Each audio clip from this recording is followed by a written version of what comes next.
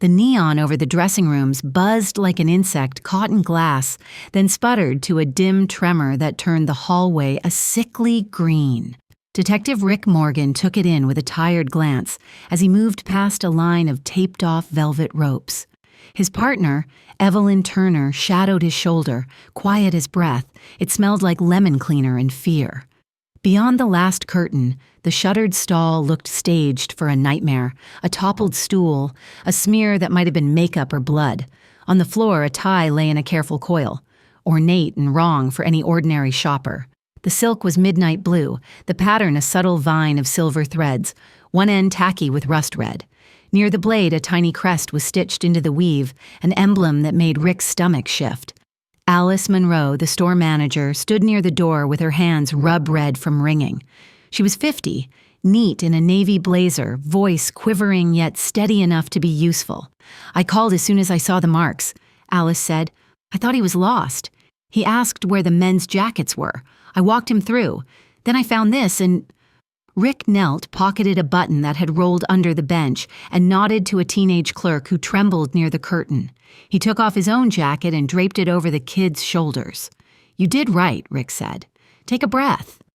Evie tracked her gaze along the stall, cataloging the misalignments the way other people noticed sunsets. "There's a white mark on the door trim," Evie said. "Someone cleaned fast. The angle's wrong for a spill."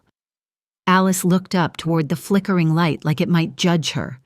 "He seemed confused," Alice said. "Mid-40s maybe, clean clothes, no bag. He asked twice if there was another exit. I thought he was embarrassed. The racks were new. We get lost customers all the time."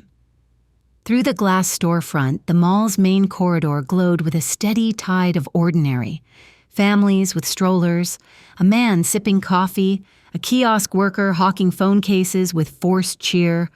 Normal was trying to push its way back in. It never did when Rick walked into a scene like this. The stakes were simple and cruel.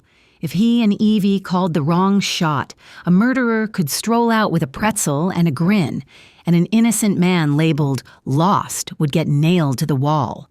If they were right, a rot with money and friends would still try to smother the truth. Evie touched the tie with a gloved knuckle without moving it. "Who wears this to a strip mall?" Evie said. Rick's eyes went to the crest. He knew quality when it stared him down. "Someone who wants you to know it," Rick said. Down the hall, a phone rang in some back office, insistent and far away. Rick glanced at the marks near the baseboard. Cuts in the paint. A door had banged open too hard. He followed the gouges with a slow finger. Behind the last stall, maintenance screws were bright in a line of otherwise dull fixtures. New work, hurried. They had started the shutdown 10 minutes ago, after Alice's call sent security into a herding panic. A guard in an ill-fitting blazer hovered by the entrance like a placeholder. Rick didn't need cooperation from a rental uniform. He needed truth. "Tell me everything again," Rick said. "From the second he walked in." Alice did. A misplaced hanger that nagged at her eye, subtle scrape marks on a dressing room door, a faint smell like metal, the customer asking for jackets, then for belts. He was polite. He smiled without his eyes. She led him through the racks. She doubled back to the dressing rooms, saw the smear, and felt the floor tilt under her feet. Evie stood in the stall and faced the mirror, then took a step sideways and looked behind the curtain at the angle someone would if they were listening for footsteps. "There were 2 people in here," Evie said. "One knew what they were doing." Rick checked his watch like it might slow the day. He turned the tie, read the tiny stitch in the dim neon. Not a monogram. Not a brand he recognized. A crest. A shield cut by 3 stripes, a tiny star at the top. He had seen it once at a charity gala he had no business attending, pinned to a lapel above a handshake that stank of money. He straightened, looked at the security camera bubble in the ceiling like it might finally earn its keep. "Pull your feeds," Rick said. "Everything from the last 90 minutes. Doorways, service corridors, loading dock. If there's a back exit for staff, I want it." Alice nodded and moved, grateful for an order that smelled like action. Evie's eyes drifted to the crest again. "What does it mean?" Evie said. Rick watched shoppers drift like unaware fish on the other side of the glass and felt the case slot into a familiar shape in his chest. "It means," Rick said, Someone high up in this place is about to pretend we don't exist. He looked at the crest one more time, memory sharpening into a name he did not speak. Then the neon popped, the light steadied, and with it came the first hard certainty of the day. That emblem did not belong in a dressing room with blood. It belonged to the mall security board. The mall woke slow, like a town rubbing sleep from its eyes. Alice Munro unlocked the glass doors just before 10 and breathed in the neutral chill of air conditioning that never slept. She walked the floor with a tidy grace, straightening a hanger here, smoothing a sleeve there, the way people who live with order show love. He stepped in a few minutes later, a man who would have vanished in any crowd. Mid-40s, dark jacket, no shopping bag. He smiled like he was grateful for directions. His eyes weren't lost. They were counting exits. "I'm looking for men's jackets," he said. "I get turned around in these places." "This way," Alice said. She led him along racks of winter coats shipped in too early and past a table of folded shirts that never stayed neat. He asked about belts. He asked if there was another exit near the back. Alice said there was not, and he nodded with that grateful smile again. She looped back toward the dressing rooms because a hanger on the end of a rack stuck out at a wrong angle that made her twitch. She saw the smear on the dressing room door like a dull bruise against white paint. She touched it, felt tension rise in her throat. She lifted the curtain an inch and saw the scuff on the floor and a faint drag mark, then the edge of a shoe she could not see fully. The smell found her, sharp. Stunned, she dropped the curtain and backed up until her hip hit the counter. The man in the dark jacket was gone. Alice moved like she had practiced for this without knowing it. She locked the dressing room hallway door. She told a clerk to keep smiling and not let anyone in. She walked to her office, shut the door on her own heartbeat, and dialed. Rick Morgan was halfway through a lukewarm coffee when the call came through the dispatch. He looked at the address, the familiar mall where he had bought a grill he never used, and felt that old weight settle on his shoulders. He texted Evelyn Turner without ceremony. He did not have to ask if she was ready. She always was. They rolled in 20 minutes later. Alice's account was crisp because she did not allow herself room to collapse. Rick listened to the details, the hanger, the marks, the smile. He read something in her eyes that he liked. She was scared, but she would not make things up. The first patterns were bad. The dressing room stall had been used like a cache. The wipe marks argued panic and planning at once. There were threads on a hook that did not match anything in the store. There were shoe prints with retail dust ground into them. The camera by the hallway blinked its red light like a liar. Evie stood under the lens and squinted at the ceiling. "This isn't live," Evie said. The mall's security center, a windowless cement cube behind the food court, had monitors stacked like a betting parlor. A 20-something guard named Sean tried to look helpful and failed. "We've had some system trouble," Sean said. "Define trouble," Rick said. "Clips that don't download," Sean said. "Feeds that reset. It's on it." "Who's it?" Evie said. Sean hesitated like he was not sure if he should say names. "Vendor Pen Systems," Sean said. "Lucas Penn." Rick and Evie traded a look that did not slow the clock. Rick asked for logs. He asked for access. He asked for names above Sean's pay grade. In the store, Alice watched the minute hand crawl while a slow parade of small, disconcerting clues presented themselves. A faked return receipt that did not match inventory. A printed delivery note with a timestamp 6 minutes after the loading dock gate had closed. A faint set of swirls on the counter where a laptop had been set and moved fast. Evie worked the staff. A clerk said she saw a man in a dark jacket talk to a security guard but could not say which. Another said they had heard footsteps in the back hallway, the quick tapping of someone who knew where they were going. A shopper said she thought she saw someone duck behind a rolling rack, but she was busy with a coupon app and might have imagined it. The day stretched and gathered its own gravity. An initial report came in from the medic who arrived quiet and efficient. There was a body, hidden not inside the dressing stall, but behind a maintenance panel that someone had loosened and slid back into place. Male, mid-50s, no ID. The first glance suggested blunt trauma and a hurried attempt to blot what could not be fully cleaned. The scarf of a higher world lay on the floor as if to say hello. Rick stood in the back corridor where the hum of infrastructure softened the world to a pulse. He looked at the newly bright screws and the wiped paint, then at a resume on the wall of people whose names mattered. He saw one that mattered more than the rest. James Harper, owner, chair of the board, quiet donor to things that likely had plaques. Evie leaned in and kept her voice low. "You thinking what I am?" Evie said. "I'm thinking this," Rick said, "is not a shoplifter with a conscience." They waited for lab pickups and coroner transport and the whole procession that made human disaster into a form. A preliminary whisper from a quiet officer said the body's fingerprints matched a Victor Sloan, a third-party auditor contracted by the mall's parent group. That whisper told a larger story. If an auditor was dead, someone high had something to hide. Alice steadied herself against a rack and watched the store through a lens she had never wanted to wear. Every piece of normal looked like a disguise. She looked at Rick with a kind of trust that frightened him because he did not want to fail it. He gave her a slow nod as if to say, "We will carry this." She exhaled and nodded back. By closing, a different fear took the floor. The mall's director of security sent a message through a middleman insisting on cooperation and control. The word control was underlined. The director's name was Conrad Vale. Rick read the note, folded it twice, and slipped it in his pocket. Doubt took root. If control was their first concern, not truth, then normal was already gone. They started the next morning with the people who lived in the cracks. Janitors, vendors, the kiosk kid who saw everything because no one saw him. Evie moved through them with her soft voice and precise questions. Rick sat with Alice at a side table near the stockroom, where boxes leaned like tired men. "Pen systems," Alice said. "They did our camera upgrade last year. We had 3 power hiccups last month. They sent someone to check." "Penn," Rick said. "Lucas Penn. You met him?" Alice hesitated. "He looked familiar," Alice said. "But I meet a lot of vendors. He could have been the same man." They called the vendor number.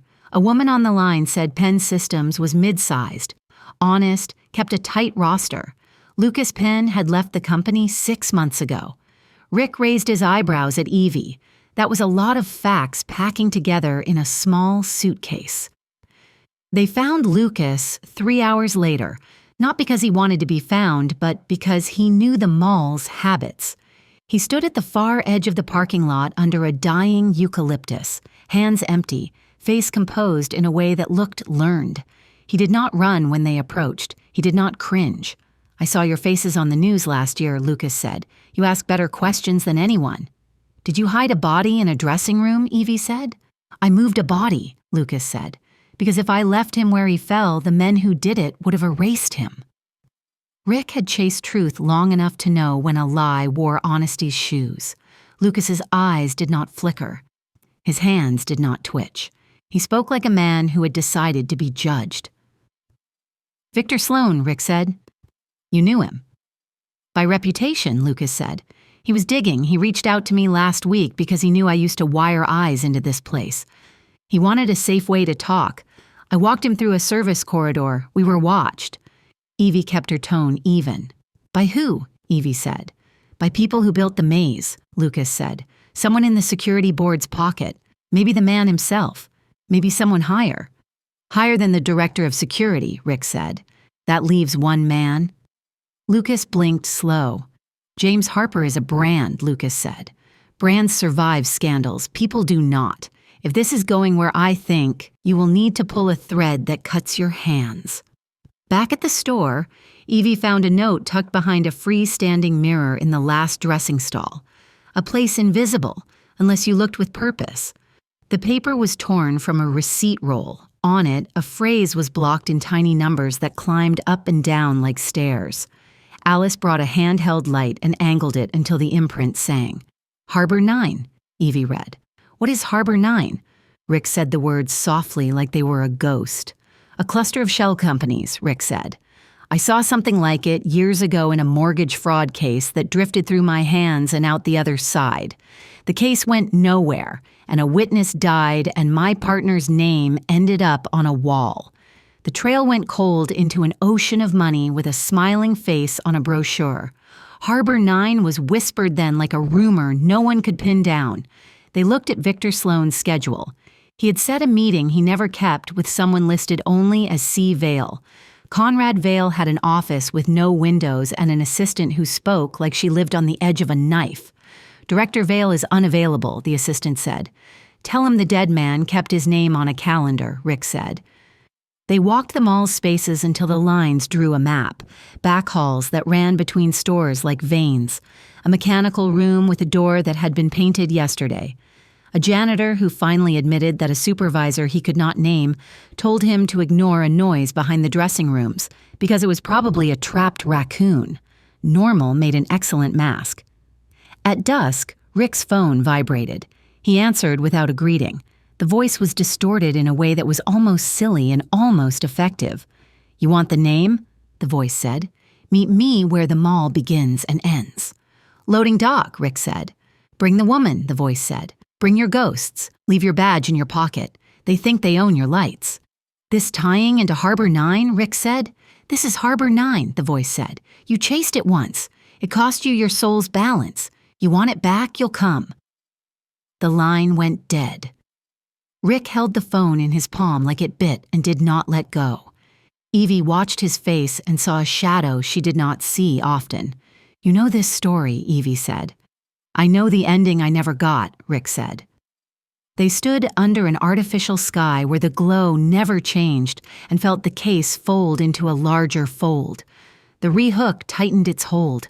They were not hunting a single hand but a whole arm of a machine, and somewhere along its length, someone who had smiled at charity dinners was pulling strings.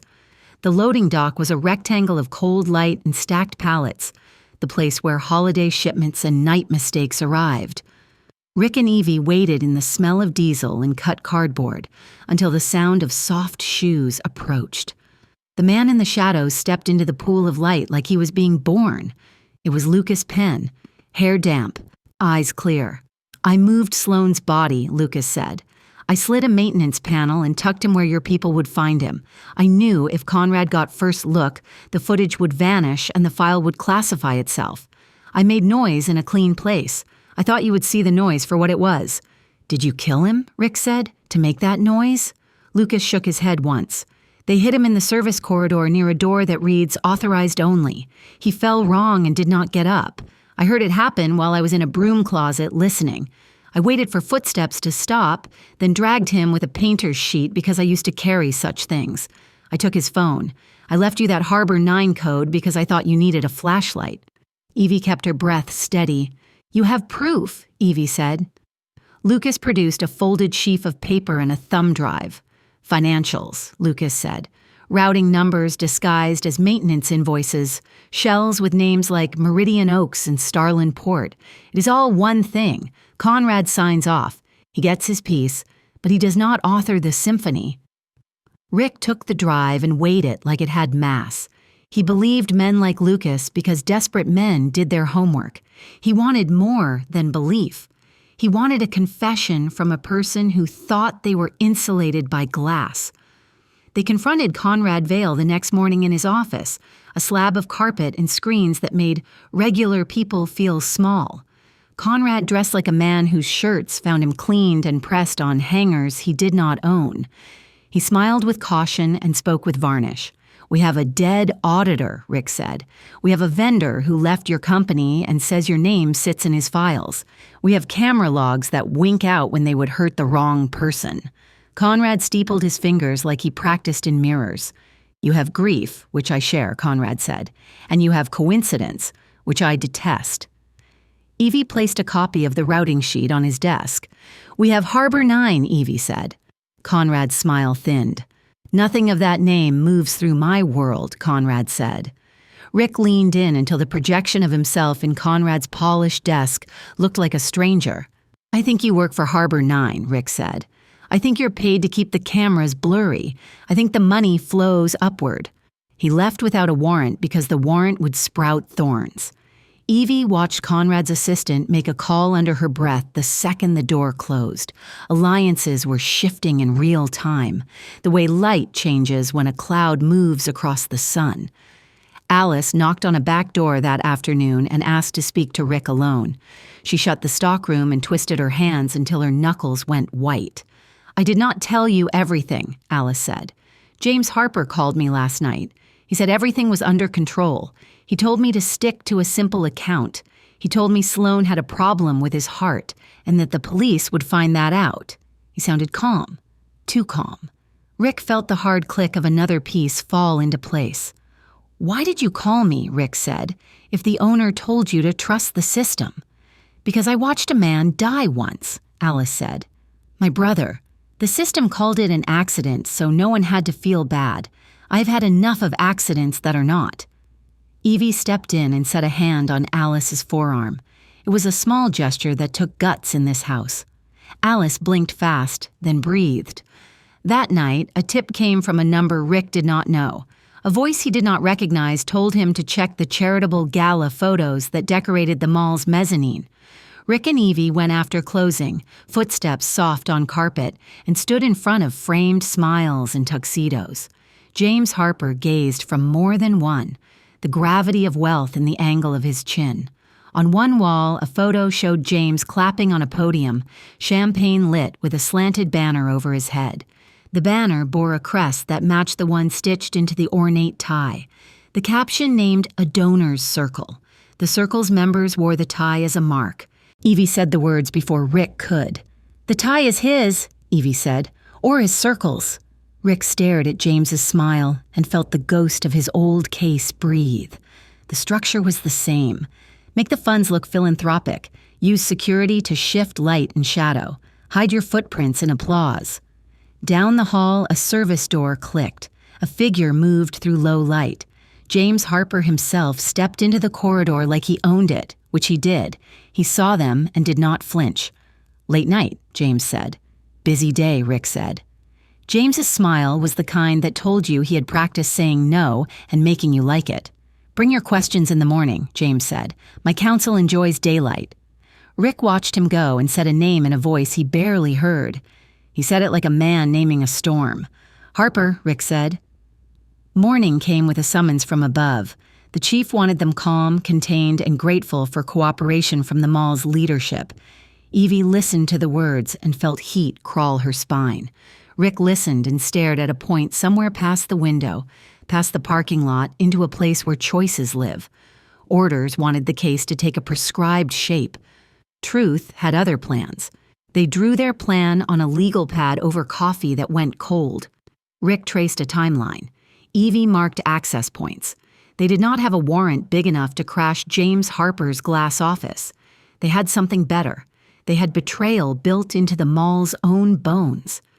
Evie made a call to a friend in IT who owed her a favor and her silence. She asked for a skinny path into the mall's camera backbone that Conrad Vale thought he controlled. The friend hesitated, then sighed and opened a door they could slip through. Evie knew this step would cost her career if anyone wanted it to. She took it because she understood the price of doing nothing. Rick called Lucas and told him to be where they said, when they said. Lucas arrived dressed like he had always meant to be a customer. He slid back into the role that started it all, lost, nervous, looking for exits. They staged the trap in the same dressing room corridor where Neon still faltered. Alice agreed to help because she had already crossed the line that mattered. She set the ornate tie on the floor exactly where it had been and adjusted a mirror so it reflected not the stall but the hallway beyond. Evie's friend pushed a live feed of their setup to a private server while the mall's monitors showed an innocuous loop. Conrad's desk would play reruns while real-time unfolded in a layer he could not see. They had bait, and they had eyes. They needed the shark. Rick called James Harper's office and left a message crafted like a blade. He said the police were following the wrong man and that he was closing the file on Victor Sloan as a health incident. He said he would be in the dressing room at noon to collect the last of the minor evidence and that he had already released the store to normal traffic. He said in a tone that men like James could smell that he was grateful for the mall's help. They set the time, then took positions. Rick hid in the maintenance alcove behind the stall that held the mirror. Evie lied in a low whisper to a guard who asked if they needed anything, turned him away with the force of her eyes. Noon came and went quiet. Then a footstep clicked, and another, measured and confident. Conrad Vale appeared first, jaw tight like a lieutenant sent to do a king's dirty chore. Behind him, drifting with the air of a man touring his own museum, came James Harper. James stepped into the hallway, took in the tie on the floor, and let his gaze roam until it landed on the mirror. He did not see Rick behind it. He saw only himself, composed. Conrad moved to the maintenance panel. He bent, fingers going to the screws. He intended to remove what kept their secret in place for the next time, to scrub the last fingerprints of guilt. He never got that far. Rick stepped out with a steadiness that came from years of standing up to things that could crush him. "You came to clean," Rick said. James did not jump. He tilted his head like a man hearing a joke told wrong. "Detective," James said, "you're violating a private—" "Public means different things to different people," Rick said. "In this county, it means the dressing rooms you use to stage your crimes belong to the truth when a man is dead." Evie stepped in, blocking the exit with a calm that made Conrad's hand twitch. "You moved Sloan out of a camera-dead zone you created," Evie said. "You ordered logs scrubbed. You paid vendors to point lenses at blind walls and call it security." James smiled just enough to show he had enjoyed a long life of not being afraid. "You have nothing but an imagination," James said. Evie tapped her phone, and the mirror bloomed with a live image of James and Conrad standing in that hall. Layered over it, time-stamped footage from the night before, captured by a little black eye Conrad had forgotten existed because it belonged to a store and not to him. It showed a man in a tailored coat stepping into the dressing room corridor. It showed him hand a tie to someone shorter. It showed that someone clip a panel back into place. It caught a flash of a face when the man turned to adjust his cuff. James. There he was, clean as glass. Rick watched James watch himself commit a small piece of a large sin. "You helped hide the body," Rick said. "Your tie, your crest, your pride. Sloan was about to expose Harbor 9. You sent your dog to silence and to scrub. It did not scrub enough." Conrad moved, fast and stupid. Rick caught his wrist and felt the old ache flare up his arm. Conrad tried to shoulder past Evie and found out what a woman who has fought her way through rooms most men never see can do with her balance and a doorframe. Conrad hit the tile and stayed there. James betrayed himself then, not with words, but with the flicker of contempt he shot at his fallen subordinate. Rick saw it and knew what mattered. Men like James always believed they would be the last ones standing. "If you think your friend upstairs will save you," James said, "you do not understand how cities are built." Evie's voice was gentle and much colder than his. "We did not call your friend upstairs," Evie said. "We called the state boys and the press you donate to. They are very interested in live feeds of Harbor 9 moving cash from charity gala nights to shell companies on riverfront accounting sheets." James reached for calm like a man patting his pockets for keys. "You will ruin jobs," James said. "You already did," Rick said. "You just spread the ruin thin enough to call it growth." The next minutes hurt, because truth often does. Rick had to step in when Conrad's knee came up for a coward's shot. It cost Rick a bruise deep enough to sing. Evie had to risk the remainder of her favor bank by texting a link to a reporter who would not owe anyone when the lights came on. It cost Evie her quiet at work for a long time to come. When it got darkest, it looked like paperwork would vanish, and their feed would be declared inadmissible by a man who played golf with James's counsel. Then Alice walked down the hallway with her shoulders squared and handed Evie a paper she had kept when she should have shredded it. It was a vendor access report with signatures and timestamps and an authorization code traced to James's office. It tied the night to the men in the hall with the neatness of a bow. It did not end with fireworks. It ended with a slow procession of uniforms that James did not expect, and a cold metal hush that he had never felt before.